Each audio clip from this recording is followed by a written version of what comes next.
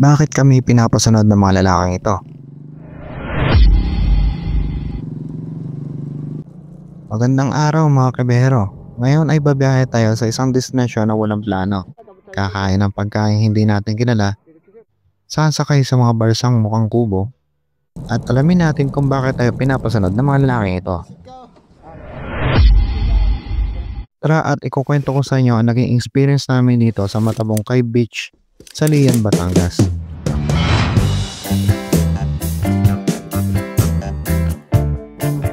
Wala talaga kaming plano kung saan kami pupunta sa biyahe natin. Basta napag-usapan na lang namin ni Mrs. ay kahit saan sa Lian, Batangas. Habang nasa biyahe ay nadaanan natin ang makasaysayang twin mansion na dating pagmamayari ng pamilya Marcos na matatagpuan sa Cabuyao, Laguna. Dumaan din tayo sa Palace in the Sky sa Tagaytay na may matarik na daan at ilang minutong lakarin pero may maaliwalas na hangin at magandang view. Tumigil kami dito sa Arco ng Nasugbu, Batangas para kumain ng tanghalian. Madalas kami dito kumain sa tuwing mapapadpad kami sa Tagaytay to Batangas. Hanggang sa pagkakataong ito ay wala pa rin kaming plano kung saan kami pupunta. Basta ang plano ay makapagdagat overnight. Ang naging usapan na lang namin ni Mrs. ay kahit saan sa Lian dahil ito malapit sa amin. Kaya may paminsan-minsan akong tigil para mag-check ng mapa kung saan kami pwede tumuloy. Ang lagi lang naman nating target ay makapag-overnight sa tabing dagat nang hindi gumagastos ng malaki. Nang makarating kami dito sa Arco ng Lian ay kumanan kaagad kami. Dito tayo titingin ng matutuluyan. Maganda naman ang panahon habang papunta kami.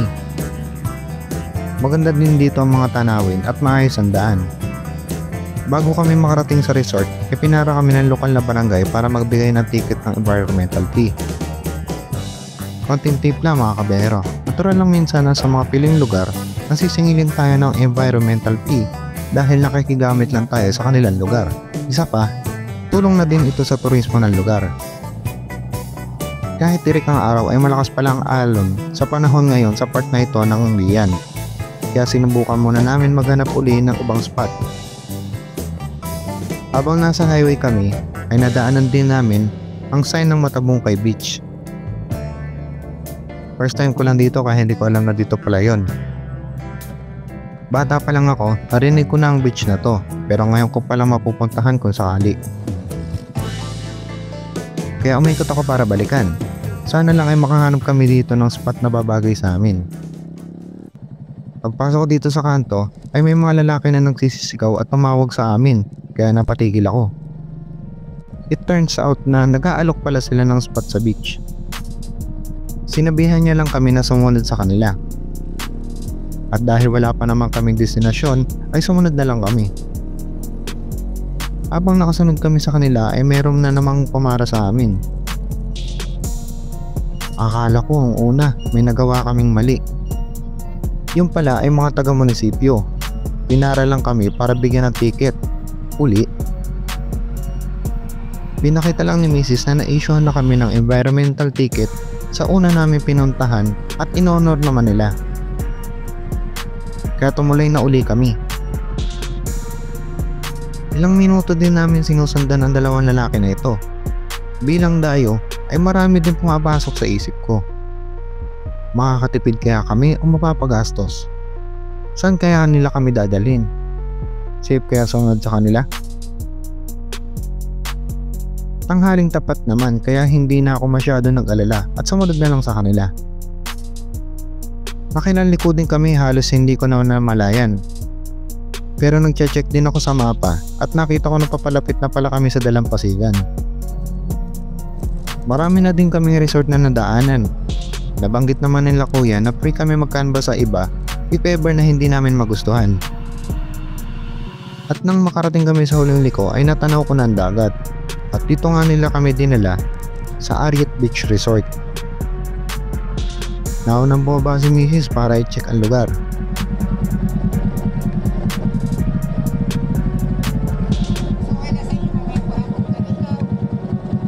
Alisit ko. Ano po? Ang ilaw. Kulite. Okay na po. Kasi lahat po naman sir ng naka-decline po ko ng order. Inabisuhan naman ako ni Kuya na 5 PM pa daw magkakakuryente na hindi naman big deal sa akin dahil puro chargeable naman ang mga gamit namin.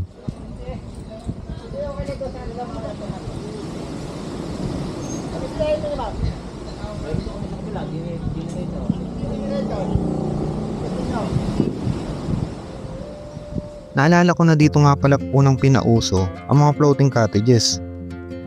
At napakarami niyan dito sa Matabungkay. Dito nga nag-canvas na din kami ni Mrs. kung saan kubo kami pupwesto. Dahil dalawa lang naman kami ay hindi naman namin kailangan ng malaking kubo. Ang mahalaga lang naman ay meron kami mapapaglagyan ng gamit. Inalok din sa amin kung gusto din daw ba namin kumuha ng floating cottages. At tinanggihan na lang namin dahil dalawa lang naman kami. Dadalawa lang tayo, wala tayong kahapon.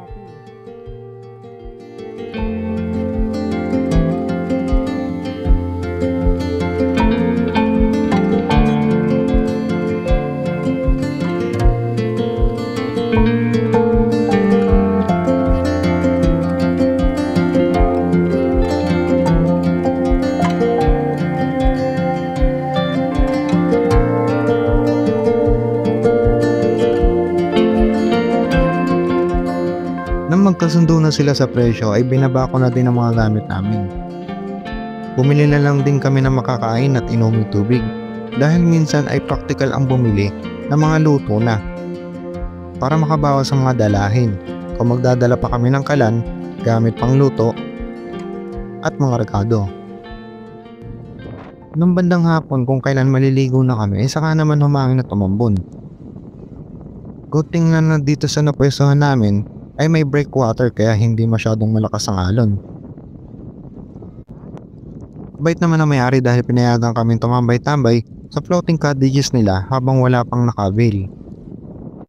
Pero pagsampa ko sa balsa ay saka naman umulan ng malakas. Kaya nagmadali akong bumalik sa kubo namin para i-check kung meron kaming gamit na mababasa.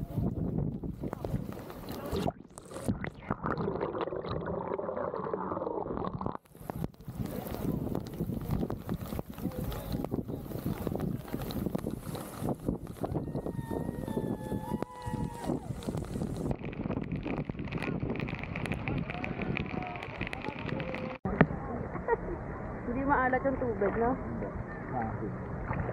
Maasim. Ano yun? Suka? Para masarap ng lato-lato yun. Yung lato. Ano ba yan? Lato? Lato-lato. Lato. Lato. Lato-lato.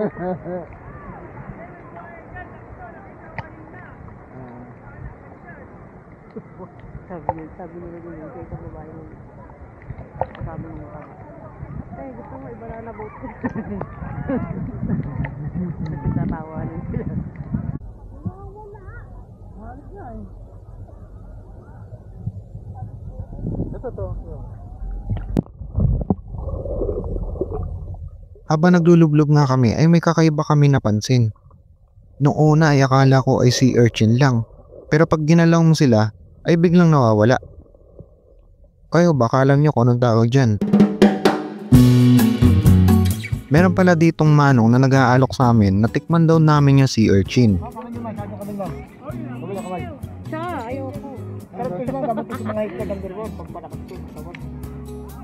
Para sa mga katulad namin hindi masyadong pamilyar sa mga ganitong pagkain, syempre ay na-amaze kami, lalo't kumagalaw pa. Hindi ka ganyan ito eh. Para yung balot. Diretso sa Sige, mga kapiraso lang. Lamangin mo sarap, bago mo sarap. Masarap yan, dapat sahig na dyan. Sige, sige. Ayoko, ikot mo. Hindi, naman mo. Wala ka sa akin, masarap yan. Masarap yan, balot yun. Sir, atong balot. Sige naman. Nakatawag yan? Balot. Ayun, nakuha. Boy, sabi mo yan. Kita mo ito, ito. Balot ko makain ganyan. Ito, try ko lang.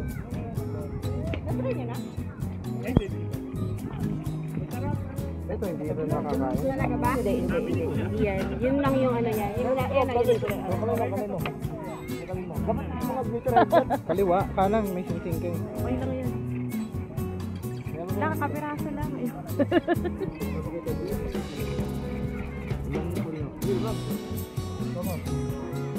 Kasang?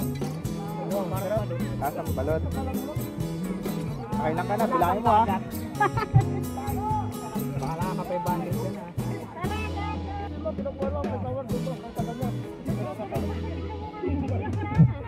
Oh. Kariwa nga eh. Gumagalaw. Wala ka sa akin. Maalat na.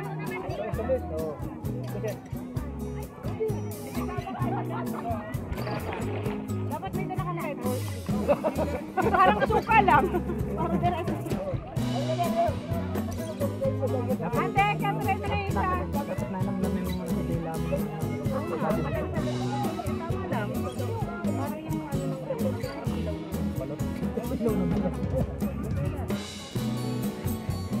Ate, Kat! Ay, hindi ko. Ayoko ka.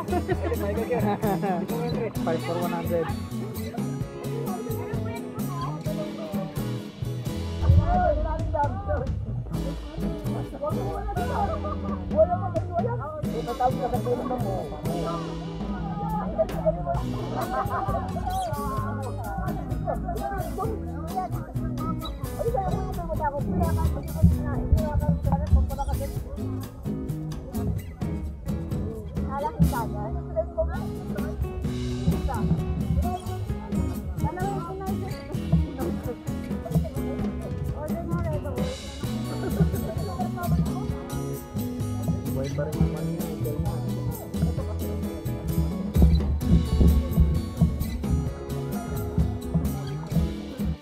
Lakad. Yung nararamdaman ko sa pal ko yung mga hakbang ng mga tinik niya. Wawa, kumain ka na. Ganyan lang siya maglakad eh. Ano yun? Makapas forward yung pag naparad mo. Kinahapon ng ganun lang din na naging diskarte namin. Bumili lang kami ng makakain. Bumili na din kami ng alak para pangontra sa lamig. Dito na din kami nagtayo ng tent sa loob mismo ng kubo para may extra kaming protection in case na umulan.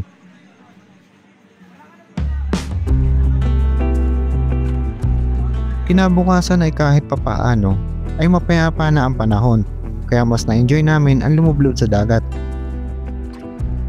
Alam niyo ba mga kabihero na ang Matabungkay Beach ay sikat na way back pa noong 1950s.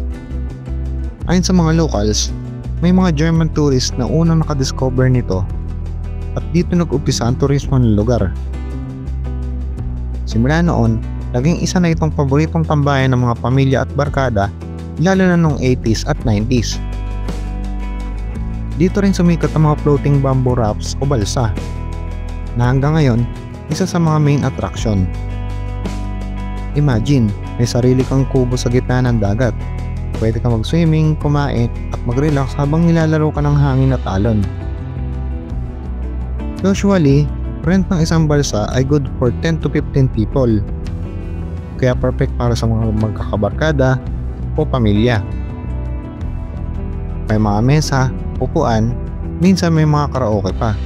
Sino ba naman ang hindi mag-i-enjoy, di ba? Tuwing summer naman mga kabero, inaganap ang Balsa Festival. Makikita dito ang iba't ibang dekoradong balsa na nilalahukan ng mga locals.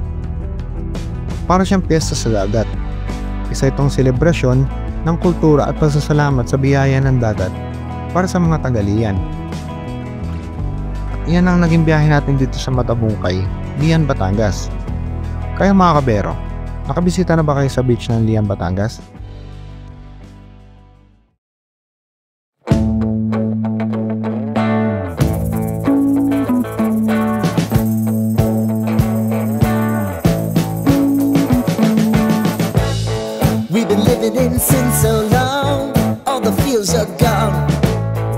Stopped me on the street last night, said everything's alright. Roller coaster, make it through the day upright. It seems your meal ticket is gone, but life goes on. I could never imagine something better. Yeah, right. Now you're cooking on high heat in the middle of the street. Roller coaster, take me to a better time.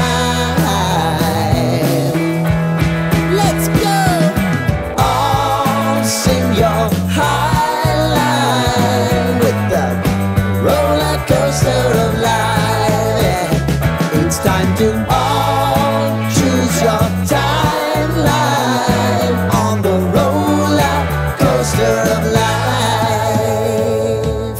Oh, you seem to easily forget how to place your bet. When everyday life gets you down, you gotta steal the crown. Got to own it. Don't bitch and moan about it, please. God forbid you scrape your knees, and it's nothing to sneeze at. Oh, I've told you over and over again, you gotta get both hands around it and make your own plans. Roller coaster, it's taking over, it's about time. Oh, oh, sing your high line on the roller coaster of life. You've got to all choose your timeline with the roller coaster of life. Roller coaster.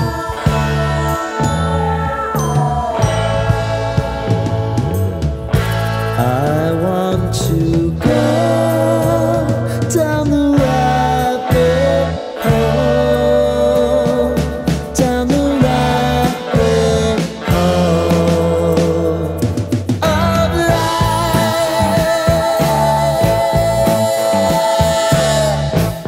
And now it's about